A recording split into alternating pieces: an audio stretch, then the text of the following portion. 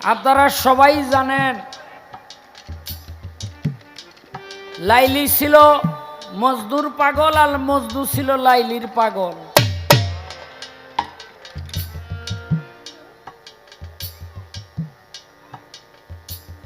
আপনারা সবাই জানেন রাবেয়া বছরী নামে এই পৃথিবীতে মস্ত বড় একজন তাপসী ছিল। একদিন রাস্তা দিয়া রাতের বেলা দৌড়ায় আর কয় আগুন আগুন আগুন।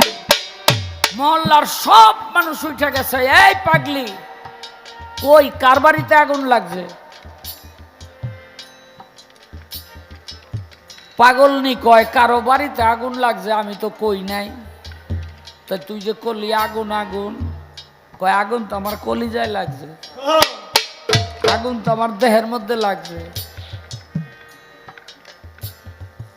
কয় তোর দেহের কোন জায়গায় আগুন লাগছে আজকে দেখাইতে হইব, নাইলে আগুন তোর গায়ে ঠিকই লাগাই দিবি।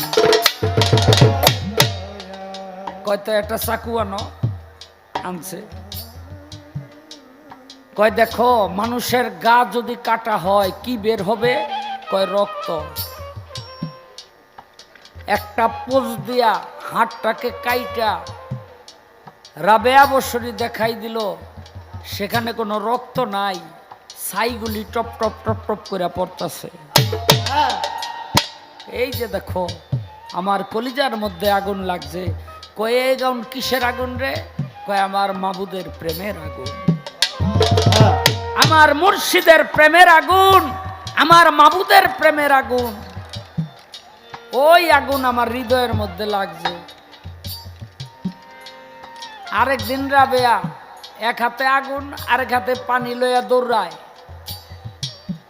মানুষে কয় কিরে পাগলি পানি আর আগুন লইয়া দৌড়াস কেন? কয় দুজক নিবাই হেলামু আর জান্নাত পুরাই হেলামু। মানুষে কয় কেন? কয় যারা জান্নাতের লোভে নামাজ পড়ে তারা তারপর করে কি দেহু, আর যারা দুজকের ভয়ে নামাজ পড়ে তারা তারপর করে কি আমি এইটা দেহু। এদিকেও জান্নাতও রাখবো না, ওদিকে জাহান্নামও রাখবে না। এই জন্য সাধক তার গানের মধ্যে বলেছেন, আগুন লাগিল আগুন নিভাই কেমন করে ও মোর আল্লাহ রে। আস্তে কয় মাটিতে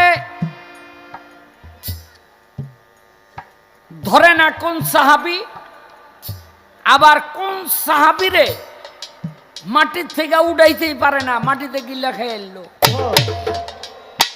দেখেন আজল নামে একটি এলাকা ছিল,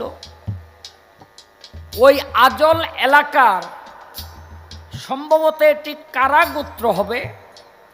কারা গোত্রের কিছু লোক এসে আমার নবী করিম সাল্লাল্লাহু আলাইহি ওয়াসাল্লামকে বললেন যে আমাদের এলাকায় আপনি কিছু মানুষ দেন, আমরা যেন ইসলাম তাদের থেকে শিখতে পারি। তো আল্লাহ রসুল 4 জন পাঠাই দিছে, অর্ধেক রাস্তায় নিয়ে এই 2 জনরে জবাই দিছে। মাফ করবেন, 1 জনরে জবাই দিছে, আরেকজন রে বেচা লাইছে, আর 2 জন পলাইয়া গেছে। 1 জনরে জবাই দিছে আর 1 জনরে বেচা লাইছে, আর 2 জন পালাইয়া গেছে। জবাই করলো কারে? নাম তার খুবায়েব। এখন তাদের উদ্দেশ্য হইল, ওরা আসলে মনে মনে কাফের ছিল।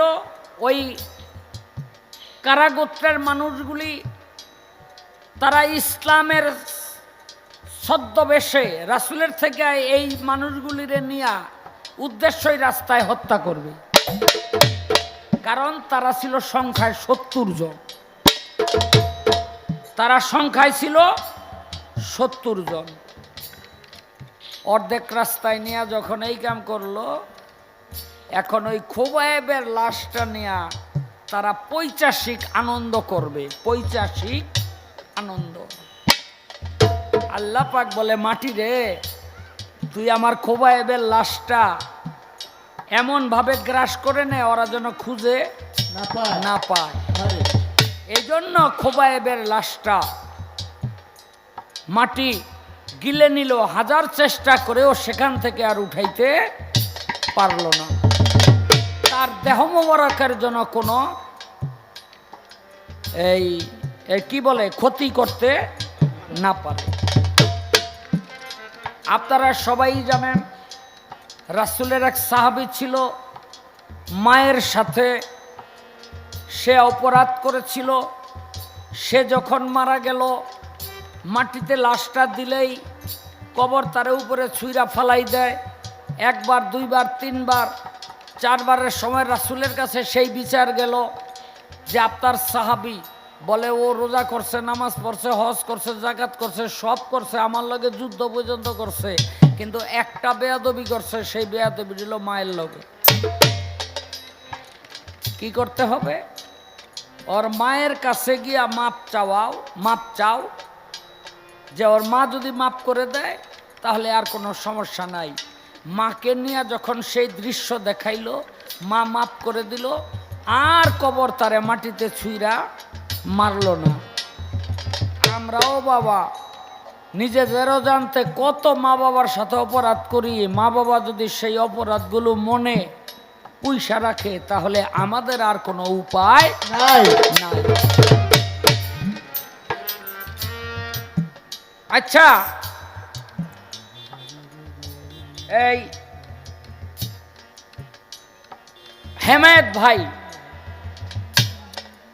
আগুন, পানি, বাতাস, মাটি, নূর, এই পঞ্চ চিজে আদমের দেহটাকে গঠন করলেন আল্লাহ পাক। মাটিকে, পানিকে ডাইকা জিজ্ঞাসা করলো তোমার গুণ কি? কই আমি তলাই হালাই। বাতাসকে ডাইকা জিজ্ঞাসা করলো তোমার গুণ কি? কয় উড়াই লয়ে যায়। আগুন ডাইকা জিজ্ঞাসা করলো তোমার গুণ কি? কয় পোড়াই হালাই। মাটিকে যাইকা জিজ্ঞাসা করলো তোমার গুণ কি? কয় গুণ নাই। আমারে যেহেনে ফালাই রাখে ওখানে পড়ে থাকি। আল্লাহ কয় মাটি দিয়ে যদি আমি আদম গড়ি তাইলে আমার আদম হবে মাটির মতো নরম স্বভাবের। আল্লাহ পাক মাটি আইনা ছানা কইরা আদম গড়তে আরম্ভ করলো। এখানে আগুন, পানি, বাতাস। আল্লাহরে জিগায় আল্লাহ আপনি মাটি দিয়া করবেন কি? কয় আমি আদম বানামু। কয়তে আগে যদি বুঝতাম আপনি আদম বানাইবেন তাইলে আমরা তো এত তকাব্বুরি করতাম না, অহংকার দেখাইতাম না। আমাকে মাফ করে দেন। আল্লাহ কয় তাই একটু নরম স্বভাব আগুন, পানি, বাতাসের মধ্যেও পাওয়া গেল। এক কাম কর, কি? আচ্ছা তোর যখন নরম হয়েছ তক থেকে একটু দিমু। এই একটু দিয়া এখন দেখেন দেহের মধ্যে পানি আছে কিনা, হ্যাঁ, বাতাস আছে কিনা, আসেনি? পানিও আছে, বাতাসও আছে। শরীর গরম না ঠান্ডা? গরম থাকার কারণে বোঝা যায় যে এটার মধ্যে আগুন আছে। নাই, বেশি খেয়ে লইছ।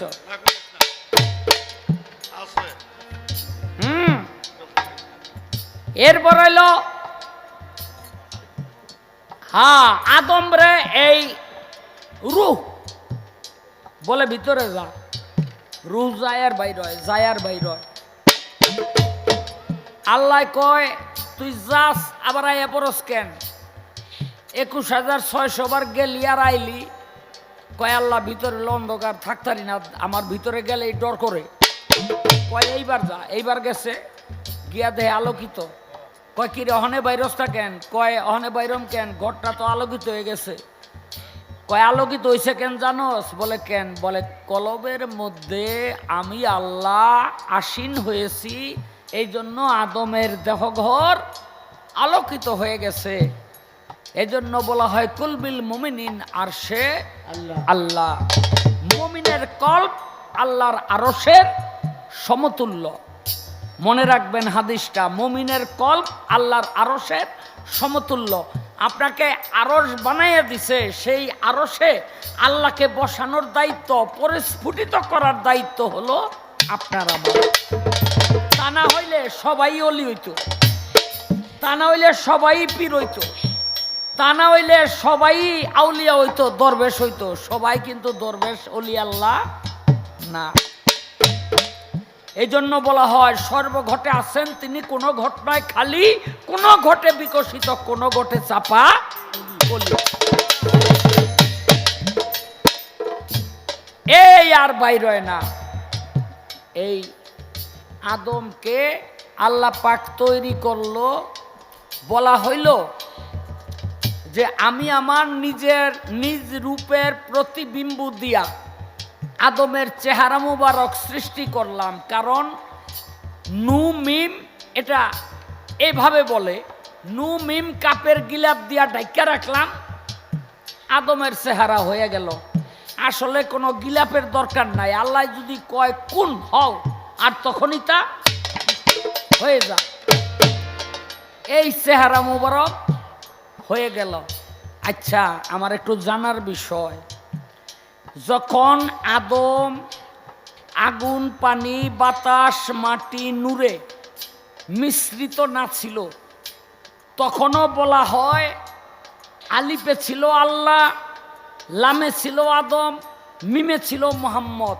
আমি জানতে চাই, যখন আদম লাম ছিল তখন তার রূপটা ছিল কি?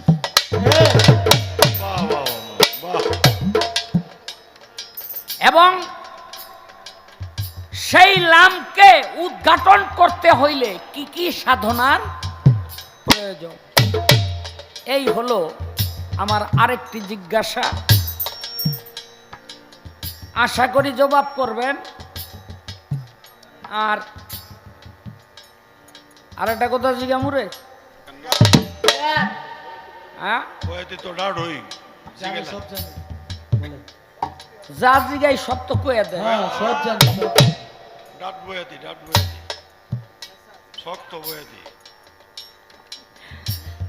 বয়াতি আগে আছিল ফরিদপুর বড় বড়, আহমদ ফকির, তারপরে হলো আসাদ, হালিম সাইজি, জালাল, চানমিয়া, আইনাল কাকায়, হ্যাঁ কি সব বড় বড় বয়াতি আছিল ফরিদপুর, সাধু মহাজন, মহৎ।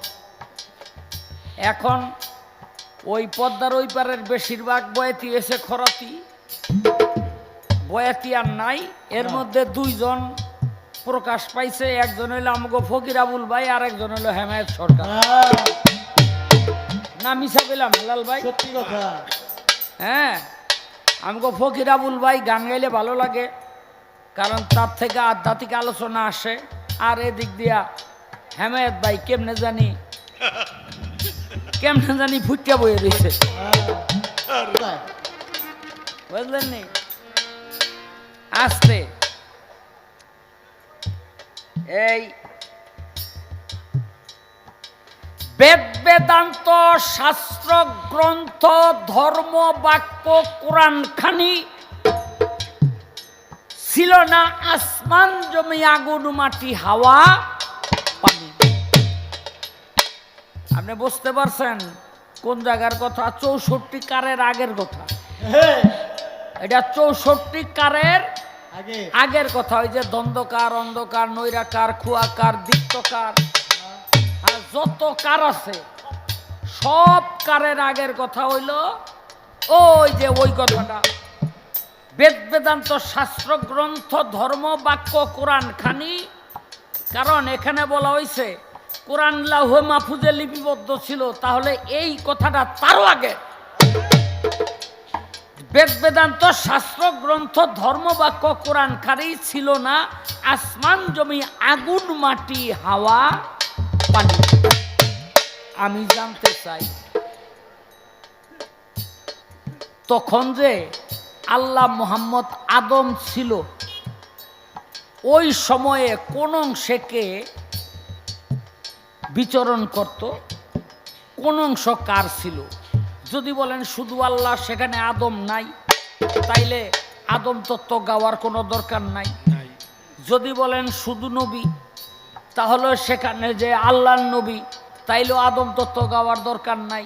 আর যদি বলেন আল্লাহ, মুহাম্মদ, আদম তিনজনেই সেখানে ছিল, তাহলে কোন অংশ কার ছিল? আসতে এর আগে কিন্তু আমার প্রশ্নটা করার কারণ আছে। এর আগে এই এহেন্দা দেখাই গেছে আল্লাহ, এরপরে দেখাইছে মুহাম্মদ, তার নিচে দেখাইছে আদম, বুঝলেন নি? এটা হইল এই মানব দেহটা যখন জমিনি আদম হইল, যখন জমিনি আদম হইল, আদম জমিন পাইল, এটা দেখাইছে। কথা তো একটা আইয়া পড়ছে রে, কইতাম নি। আবার ময়মুরব্বীরা যদি কিছু মনে করে, আমার আবার খারাপ কথা বলতে ভালো লাগে না। একজনে গেছে সুন্দরবনে মধু কাটতে, তো কোন ফাঁকে জরে হাতিতে লাগুর পেয়ে গেছে ও তো বুঝে নাই। চাইয়া দেয় গাছের গোড়ায় হাতি, কি এর মধু আর কি এর কি, ও লাভদা ফইরা যে দৌড়, আর হাতি ওর পিছনে দৌড়ায়, দৌড়াইতে দৌড়াইতে ওর কাপড় চোপড় সব খুইলা গেছে। চাইয়া দেহে ওরও যাওয়ার জায়গা নাই, আর হাতিও থাইমা গেছে। আল্লাহ হাতি কয়, আল্লাহ আমার একটু জবানটা খুললা দাও। কয় কেন? কয় হলকে কথা কম। আল্লাহ জবান দিছে খুললা। কয় কিরে, এই তুই দৌড়াইতে দৌড়াইতে কাপড় চোপড় সব থাইমা গেল, এই খুললা গেল, তো এখানে যে খারই গেলি, তুই আসলে কে? কয় আমি মানুষ। অনেক কয় তো তুই কেডা? কয় আমি হাতি। কয় তো তুই থাইমা গেলি কেন? মানুষে কয় তুই থাইমা গেলি কেন? কয় ভাই রে, আমি থাইমা গেছি, দেখতাছি যে এত বড় একটা সুর লইয়াই আমার নিঃশ্বাস নিতে অসুবিধা হয়। হাতি কিন্তু নিঃশ্বাস নাই সুর দিয়া, তাই না? কেউ সুর দিয়া নিঃশ্বাস নেয় না, কিন্তু তোর এতটুকু সুর, এটা দিয়া তুই নিঃশ্বাস নেস কেমনে?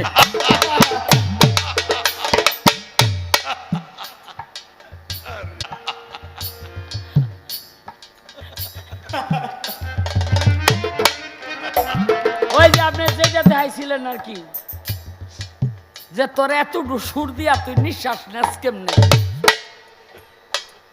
হাতি তো তোর বোঝে নাই ওইটা কি। এখন হেমায়েত ভাই, আপনি যে এমনি দেখাই দিবেন সুর সহ, ওয়া কিন্তু আমি মানি। ওই দেশে কোনো সুর নাই, যেখানকার আলোচনা ওখানে কোনো সুর নাই।